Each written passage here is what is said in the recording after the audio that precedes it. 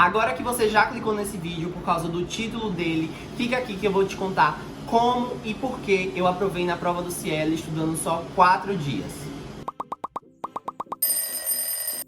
Sim, é verdade, eu estudei pro Cielo 4 dias apenas, uma quinta de manhã e de tarde, ou de tarde e de noite, uma sexta, um sábado, um domingo e uma segunda de manhã. E minha prova foi segunda à tarde. Eu fiz 2 provas do Cielo, uma nessa primeira vez, que foi numa segunda, e depois uma semana depois, mais ou menos, se eu não me engano.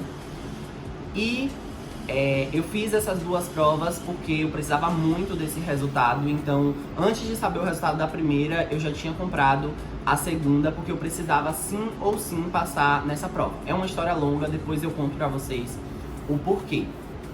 Infelizmente eu vou ter que jogar um balde de água fria em vocês, porque não existe fórmula secreta para se aprovar numa prova ou para ter sucesso na vida. Eu não acredito nisso. Mas continua aqui que eu vou te dar todas as dicas que eu usei para fazer a prova do Cielo, como você vai precisar responder cada questão. Eu vou destrinchar a prova toda, então continua aqui comigo que vai te ajudar muito. Para contextualizar, para quem nem sabe o que é Cielo, o Cielo é uma prova, né, um exame de proficiência na língua espanhola. Aqui na UBA eles vão te exigir a prova oral e escrita e você tem que tirar B2 nas duas. Você tem que comprar a prova S5, que é a oral e a escrita, ou seja, se você comprar S1, S2, S3 ou S4, a UBA não vai aceitar. E se você comprar a global, você simplesmente vai estar pagando a mais, sendo que a prova já é cobrada em dólar e em euro, que já é caro, né? A prova custa $90 ou 85 euros. Eu não sei como é que funciona mais ou menos, porque, por exemplo, quando eu tava no Brasil e eu comprei a minha, eu paguei $90. Quando eu cheguei aqui em Buenos Aires e eu fui ver, a prova é 85 euros, estando aqui. Eu não sei se depende do país, mas aí vocês dão uma olhadinha e tiram essa dúvida. Vamos lá que eu vou falar pra vocês a prova passo a passo, o que eu fiz, como eu respondi, pra ajudar você a aprovar nesse exame. A primeira prova que você vai fazer quando você começar o exame vai ser a escrita. Você vai ter 2 tarefas. A primeira tarefa você vai ter que escrever uma mensagem, como se fosse uma cartinha para uma pessoa próxima. Geralmente é assim. Você vai ter que usar pronomes informais, né? O tu ou o vos, você escolhe. E você vai ter que escrever de 100 a 150 palavras. Como é que você vai fazer nessa questão? Você vai começar como se fosse uma cartinha realmente, né? Saludando a pessoa. Depois vai ter o corpo do texto em que você vai responder as perguntas que vai estar lá na sua questão, porque a sua questão vai te dar a instrução do que você tem que falar. Depois vai vir a cartinha que, sei lá, o seu amigo te mandou, e na cartinha dele vai ter perguntas, etc. Então no corpo do texto você vai tentar englobar isso tudo aí, tanto que a questão te pediu, quanto as perguntas que a pessoa que te enviou a mensagem está te perguntando. E depois no final você vai se despedir da pessoa. A segunda questão, você vai ter 2 opções. Ou você vai escrever um texto de opinião, ou você vai escrever uma carta. Essa carta geralmente é para uma instituição, uma organização, uma prefeitura. Então você vai usar o pronome formal, né? O stead. Já se você for fazer o texto de opinião, você vai ter que escrever todo o texto naquele formato realmente de texto de opinião. Introdução, desenvolvimento, dar exemplos, aí você usa 2 argumentos no mínimo, depois a conclusão, tudo como se fosse realmente, sei lá, uma redação do Enem, de um texto dissertativo argumentativo. E na carta formal você vai seguir o mesmo passo, saludar a pessoa, depois fazer o corpo do texto com o que a questão estiver te pedindo, que pode ser inúmeras coisas, pode ser uma reclamação que você vai fazer, pode ser um pedido para determinado órgão do governo, inúmeras coisas. E no final também você vai se despedir. Você só tem que ficar atento em usar os pronomes corretos em cada questão. Essa prova, você vai ter essa parte escrita, você vai ter um tempo de 50 minutos. Então você pode dividir como você quiser. E o detalhe é que nessa prova você pode ir e voltar na questão. Pelo menos foi assim quando foi comigo, né? E aí você escolhe o seu tempo, você divide o seu tempo como você achar melhor. Já a prova oral, a gente vai destrinchar questão por questão. Você vai ter de 15 a 20 minutos para responder essa prova. São 5 tarefas e dentro dessas tarefas tem algumas subdivisões que eu vou comentar parte por parte para você saber falar cada coisa em cada uma dessas partes. A primeira tarefa, você vai ter 15 segundos para começar o primeiro áudio. Vai começar o áudio, você vai repetir uma vez, lembrando que você tem que clicar para repetir, porque se você não clicar para repetir, ele já vai começar a gravar.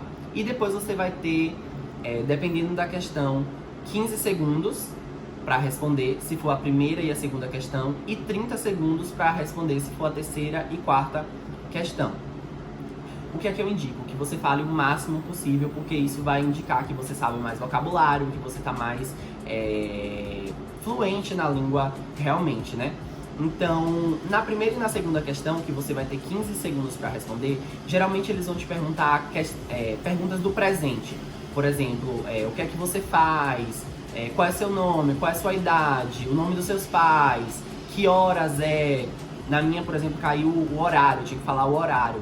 Eu não lembrava como era que falava horário. Então já fica aí a dica para você, para saber também como se fala horário. Já na terceira pergunta, ele vai te fazer um questionamento sobre o passado. Então você vai ter que usar verbos do passado. Por exemplo, ele pode te perguntar como era as suas férias na sua infância. Ou, por exemplo, como era a sua escola quando você era criança. Enfim, vão ser perguntas relacionadas ao passado. E a quarta pergunta vai ser uma pergunta relacionada ao futuro. Você vai usar verbos no futuro. Ele vai te perguntar, por exemplo, o que é que você pretende fazer nas próximas férias. Essa é a primeira tarefa. Vamos agora para a tarefa 2. Na tarefa 2, você vai ter 30 segundos para escolher entre duas imagens. Você vai escolher essas duas imagens, você vai olhar mais ou menos o que é que tem ali. Escolheu, você vai ter 2 minutos e 30 segundos para escrever mais ou menos o que é que está escrito ali, o que é que está ali naquela imagem. Se você pode escrever ou não, é um auxílio ali, não é obrigatório escrever. Você vai escrever ali as características principais para você lembrar na hora que você for falar. Depois você vai ter de 1 a 2 minutos para gravar falando tudo que tem na imagem. O que é que você vai ter que falar dessa imagem? Todas as características possíveis para desenvolver o máximo de vocabulário que você conseguir. Então você vai ter que focar nos objetos que estão ali naquela imagem. Se tiver pessoas, você vai ter que focar nas características físicas dessas pessoas. Então é muito importante você saber vocabulário de cor de pele, de estilos de cabelo, cor dos olhos, se a pessoa é alto, se é baixo, se é magro, se é gordo, enfim, tudo. Você vai ter que saber tudo das características para você poder falar. Além disso, geralmente são cenas assim que tem utensílios domésticos, por exemplo, um jantar em família, então você tem que saber os objetos de uma mesa, prato, colher, xícara, copo, taça, enfim, é mais ou menos isso daí. E o mais importante é você falar também o que está acontecendo realmente ali na situação.